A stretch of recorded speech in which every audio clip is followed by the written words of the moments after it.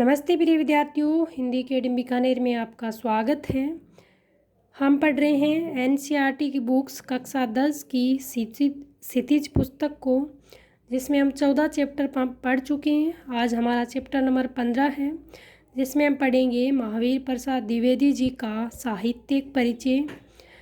प्रिय विद्यार्थियों, अगर आप तैयारी कर रहे हैं हिंदी से UGC net, set, first grade, second grade, college व्याख्याता, अदर किसी टीचर एग्ज़ाम की जहां पर साहित्य पूछा जाता है, तो ये वीडियो आपके लिए महत्वपूर्ण साबित होगा। प्रिय विद्यार्थियों, अगर आपने पीछे वाले वीडियो नहीं देखे हैं तो चैनल पर जाकर ज़रूर देख लीजिएगा। आज हम पढ़ेंगे महावीर प्रसाद द्विवेदी जी का साहित्यिक परिचय। महावीर प्रसाद द्विवेदी जी का जन्म 1864 में ग्राम दौलतपुरा, जिला रायबरेली, उत्तर प्रदेश में हुआ। परिवार की आर्थिक स्थिति अच्छी न होने के कारण स्कूली शिक्षा पूरी कर उन्होंने रेलवे में नौकरी कर ली। बाद में उस नौकरी से इस्तीफा देकर सन 1903 में प्रसिद्ध हिंदी मासिक पत्रिका सरस्वती का संपादन शुरू किया और सन 1920 तक उनके संपादक से जुड़े रहे। प्रिय विद्यार्थियों, महावीर प्रसाद द्विवेदी जी हिंदी साहित्य के बहुत ही महत्वपूर्ण कवि हैं और यहाँ से लगभग एग्जाम में प्रश्न पूछे जाते हैं।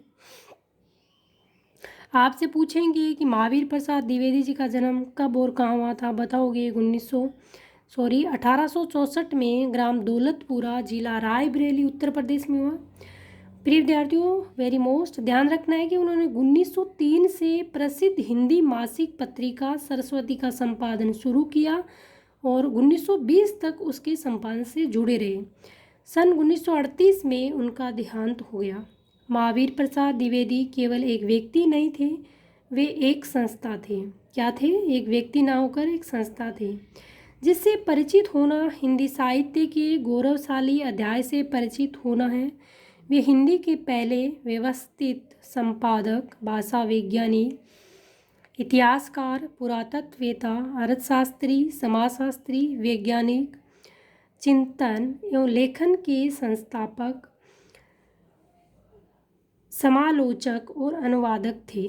इतनी सारी विशेषताएं एक कवि के पास होना एक संस्था के पास ही हो सकती है। वे एक व्यक्ति नहीं थे, एक संस्था थे। उनकी प्रमुख कृतियां हैं रसग रंजन, साहित्य शिखर, साहित्य संदर्भ, अद्भुत आलाप, ये उनके निबंध हैं। संपत्ति शास्त्र उनकी अर्थशास्त्र से संबंधित पुस्तक है। महिला मोद, महिला उपयोगी पुस्तक है। आध्यात्मिकी, दर्शन से संबंधित है पुस्तक है। आपसे ये पुस्तकें देकर पूछा जा सकता है कि कौन सी पुस्तक किससे संबंधित है। आपसे पूछे कि महावीर प्रसाद की द्विवेदी जी की अर्थशास्त्र से संबंधित पुस्तक, तो आप बताओगे संपत्ति शास्त्र। महिलाओं से संबंधित पुस्तक महिला मोद और दर्शन से संबंधित पुस्तक है आध्यात्मिकी। द्विवेदी काव्यमाला में उनकी कविताएं हैं। उनका संपूर्ण साहित्य महावीर प्रसाद द्विवेदी रचनावली के 15 खंडों में प्रकाशित है। आपसे पूछे कि महावीर प्रसाद द्विवेदी जी का साहित्य कितने खंडों में प्रकाशित है, तो आप बताओगे 15 खंडों में प्रकाशित है। महावीर प्रसाद द्विवेदी के बारे में समझा जा रहा है कि उन्होंने हिंदी गद्य की भाषा का परिष्कार किया और लेखकों की सुविधा के लिए व्याकरण और वर्तनी के नियम स्थिर किए। कविता की भाषा के रूप में भी ब्रज भाषा के बदले खड़ी बोली को प्रतिष्ठित किया। युग निर्माता महावीर प्रसाद द्विवेदी ने स्वाधीनता की चेतना विकसित करने के लिए स्वदेशी चिंतन को व्यापक बनाया। उन्होंने सरस्वती के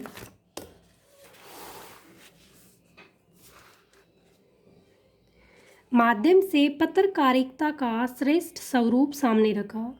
हिंदी में पहली बार समालोचना को स्थापित करने का श्रेय भी उनको जाता है। उन्होंने भारतीय पुरातत्व एवं इतिहास पर खोज पर कार्य किया। कुल मिलाकर उनके कार्यों का मूल्यांकन व्यापक हिंदी नवजागरण के संदर्भ में ही संभव है। विद्वत्ता एवं बहुज्ञता के साथ सरसता उनके लेखन की प्रमुख विशेषता है। उनके लेखन में व्यंग्य की छटा देखते ही बनती है। प्रिय विद्यार्थियों, आगे दे रखा है कि आज हमारे समाज में लड़कियां, यहाँ पर जो उनकी एक रचना दे रखी है, स्त्री शिक्षा के विरोधी कुतर्कों का खंडन, कि जो स्त्री शिक्षा का विरोध करने वाले लोग हैं, विरोधी तत्व हैं, उन चीज़ों का महावीर प्रसाद द्विवेदी ने खंडन किया है। उनके बारे में यहाँ जानकारी दे रखी है, उसको हम पढ़ लेते हैं। आज हमारे समाज में लड़कियां शिक्षा पाने और कार्य क्षेत्र में समता दर्शाने में लड़कों से बिल्कुल भी पीछे नहीं है, किंतु यहाँ तक पहुँचने के लिए अनेक स्त्री पुरुषों ने लंबा संघर्ष किया है। नवजागरण काल के चिंतकों ने मात्र स्त्री शिक्षा ही नहीं बल्कि समाज में जनतांत्रिकी एवं वैज्ञानिक चेतना के संपूर्ण विकास के लिए अलग जगाया।